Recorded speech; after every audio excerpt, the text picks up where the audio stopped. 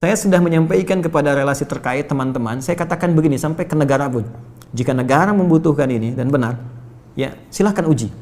Rekomendasi kami siapapun yang ingin menguji, dari pihak manapun, silahkan uji di lab, kalau betul terbukti ada manfaatnya, saya serahkan sepenuhnya untuk negara.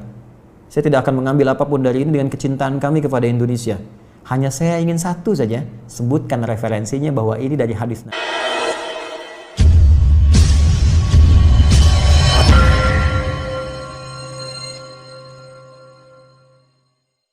Ya, yang paling menarik ketika saya riset tentang gejala COVID-nya, dari mulai imun menurun, pernapasan terganggu, ya mulai macam-macam lah segala gejala COVID yang Anda lebih tahu di dalamnya, saya cari dalam narasi hadis-hadis Nabi, dan Masya Allah, Alhamdulillah, ditemukanlah satu herbal, saya sebut herbal, yang mencakup semua gejala tadi. Dan itu, dunia internasional pun belum masuk ke situ. Belum ada kesadaran itu gitu. Ya, saya cek kemudian di Indonesia nggak ditemukan materinya. Ini hanya ada di 2 tempat di dunia. Dan zaman Nabi sudah dipraktekkan. Ada gejala-gejala yang serupa pernah ditangani Nabi dengan pendekatan yang bisa diminum, bisa dimasukkan, teteskan ke hidung, bisa diasap gitu. Ya, itu ternyata saya cek sudah masuk jurnal, Prof sekalian. Ini materinya udah ada di jurnal, ya jurnal-jurnal ilmiah internasional. Saya ada beberapa jurnal nih yang sudah ada, ya. Tapi saya mohon maaf saya belum bisa zoom ya nanti. Maksud saya nanti saya bikin statement di akhir. Ini sudah ada zoom internasionalnya. Ini sudah tahu ternyata khasiat-khasiat ini herbal ini, tapi belum ada kesadaran bahwa ini bisa mengatasi persoalan yang tengah kita hadapi saat ini di pandemi COVID. Ya, saya keluarkan itu, saya lacak hadisnya dari sejak 18 Maret saya usahakan saya dapatkan dari sahabat kami karena ini hanya dapatkan di 2 tempat di dunia, ya. Di Himalaya dengan di Saudi bagian timur. Ini ada. Saya minta kemudian dan itu alhamdulillah ada. Saya cobakan, ya kita treatment beberapa teman-teman yang isolasi mandiri ya karena di rumah sakit kan tidak mungkin karena protokol kesehatan. Tapi menariknya kalau ada izin dari keluarga untuk kepentingan pribadi boleh jadi pendamping suplemen. Kami 6 bulan coba ujikan itu sampai dengan sekarang rekornya 100%. Hanya 3 hari paling lama. Ya. Yang terkait dengan COVID ini saya tidak mengatakan obat ya. Kalau enggak besok nanti saya diundang. jadi saya katakan ini ada pendampingan prophetic healing. Kemudian saya sempat share juga Zoom dengan beberapa 9 direktur rumah sakit, kita berikan bantuan juga itu dengan skala yang sangat terbatas dan menariknya saya coba pesan itu 1 kali lewat online. Ya ingin tahu gitu kan, ada dilacak ini sudah di produk internasional tapi dengan arah pengobatan tertentu, bukan ke COVID. Ya, bukan gejala-gejala ini dan belum tahu kalau ternyata itu bisa untuk gejala yang dimaksudkan. Jadi kalau kita pesan pun ada, cuma kualitasnya belum tentu sama karena ada 15 spesiesnya, 15 spesies. Nah, saya coba pesan, ya saya minta staff saya pesan, coba saya pengen tahu nyampe nggak ke kita barangnya. Tahukah Anda apa yang terjadi? Begitu saya pesannya lewat ke Himalaya, ternyata barang yang datang ke kami harus masuk dulu ke Cina dan ketika saya terima di Indonesia, addressnya, alamatnya dari Wuhan. Anda bisa bayangkan? Bagaimana bisa kontrol terhadap itu pun mulai ada kesadaran dan di beberapa tempat sekarang mulai ada kesadaran untuk itu. Saya sudah menyampaikan kepada relasi terkait teman-teman, saya katakan begini sampai ke negara pun. Jika negara membutuhkan ini dan benar, ya silahkan uji. Rekomendasi kami siapapun yang ingin menguji dari pihak manapun, silahkan uji di lab. Kalau betul terbukti ada manfaatnya, saya serahkan sepenuhnya untuk negara. Saya tidak akan mengambil apapun dari ini dengan kecintaan kami kepada Indonesia. Hanya saya ingin satu saja, sebutkan referensinya bahwa ini dari hadis Nabi. Itu saja. Ya, jadi saya juga challenge teman-teman yang di Unhas, nanti boleh timnya main ke sini, Anda boleh analisis, saya serahkan nanti jurnal-jurnalnya, dipelajari dan sebagainya, hadis-hadisnya, tapi infonya kami sudah 6 bulan melakukan treatment dengan pendekatan prophetic healing ini dan hatinya 100% sampai dengan hari ini. Alhamdulillah, termasuk kemarin yang di media-media yang diinfokan kolega-kolega pejabat-pejabat ada yang kami support itu dan mereka menginfokan juga sangat luar biasa. Ini bisa juga untuk diabetes, bisa. Kemudian kemarin ada yang kompleks antara diabetes dengan liver, dia menggunakan medis, ya medis belum ada pengaruh, mungkin belum cocok saja, mohon izin, ya. Lalu coba kami support dengan itu, dia selesaikan medisnya, dia tidak minum dulu, dia konsumsi itu, kami berikan, karena ini hanya 2 pekan. Hanya boleh dikonsumsi dalam 2 pekan, kemudian selesai. 1 pekan baru nyambung kembali. Apa yang terjadi? Hanya dalam 3 hari, terjadi pemulihan yang sangat luar biasa, dia sudah bisa ke masjid, sudah beraktivitas, dan sudah normal kembali. Saya ingin katakan begini, betapa ini rahmat untuk kita dalam aspek muamalah. kita bisa terbuka, bangsa kita bisa lebih kreatif, bikin APD, bikin peluang, bikin macam-macam. Semua sifat makro dalam bernegara itu bisa kita dudukan di sini. Yuk, dari segi ekonomi apa sih yang bisa kita ambil manfaat dari sini? Jangan dikeluhkan semua. Ya, dari segi ibadah sudah selesai tadi. Ya, dari segi kehidupan sosial seperti apa? Ada banyak hikmah yang bisa kita gali. Silaturahim, penguatan di keluarga, ya, penguatan di kampus dan sebagainya. Oke, sekarang kita kembali. Apa itu syifa? Syifa sering diterjemahkan dengan obat. Ya, penawar.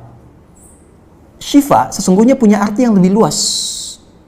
Ya, obat itu di dalam Al-Quran, bahasa diksi Al-Quran, juga hadis, bahkan standar bahasa Arab biasa, itu setidaknya punya dua, ya, diksi dari dua kasus yang terjadi. Ya. Satu begini, jika penyakit ya, yang butuh obat, penyakitnya itu berupa penyakit fisik saja, secara fisikal. Misal, saya katakan misalnya sakit gigi, fisik ya, fisik saya yang kena. Kemudian sakit perut, sakit kepala. Itu penyakitnya disebut dengan daun.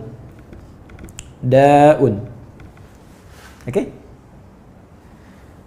Penawarnya, obatnya disebut dengan dawaun. Ini. Baik kan? Ya.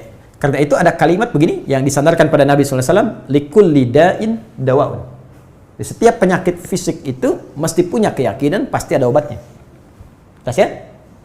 Nah, yang kedua, ada jenis penyakit terkait dengan fisik juga, tapi sudah melewati batas-batas dawa.